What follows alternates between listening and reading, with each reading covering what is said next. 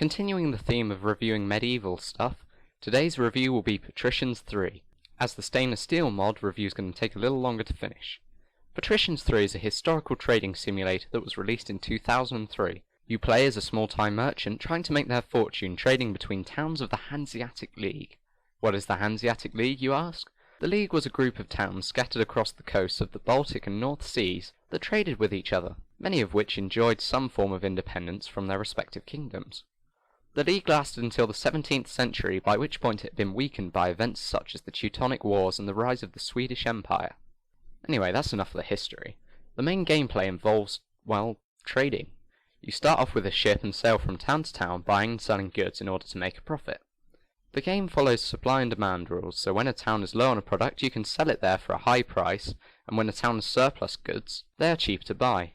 Although this doesn't sound too exciting, the game has a surprising amount of depth. As you make money, you're able to buy more ships, set up trade convoys to explore faraway lands, equip your ships with guns to fight pirates, as well as building businesses in towns to increase resource production and new trade offices to expand your influence. You're not just trying to make money though. By throwing parties, bathing every 3 weeks, and keeping your hometown happy, you can improve your social standing, with the eventual goal of becoming a town mayor and later still, alderman of the League.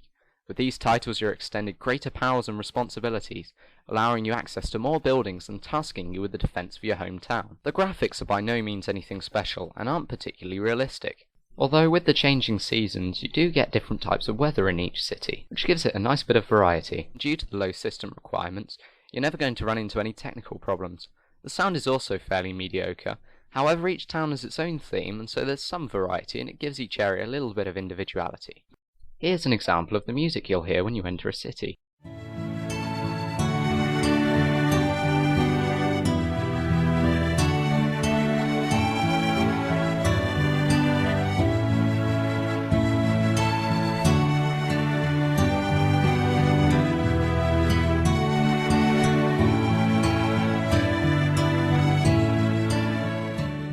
With several different campaign modes to choose from, in addition to a very customizable single game mode where you can choose not only your goals and restrictions, but also your hometown, this game allows plenty of variety and should be able to keep you occupied for some time. To add to this, the variety in gameplay choices, either focusing on city developing, trading, or even becoming a pirate, gives you plenty of choices in how you want to play your game.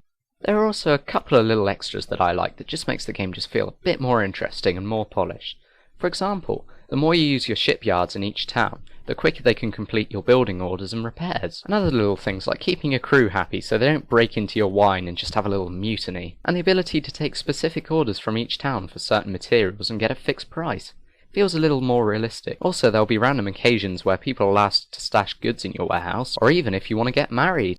All this adds up to make an overall better product.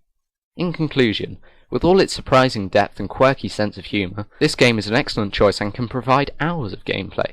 If you're a fan of trading or city building sims, or history games, then I would wholeheartedly recommend it, and since I managed to get this game for only £2.39 in a Steam sale, it was an absolute steal.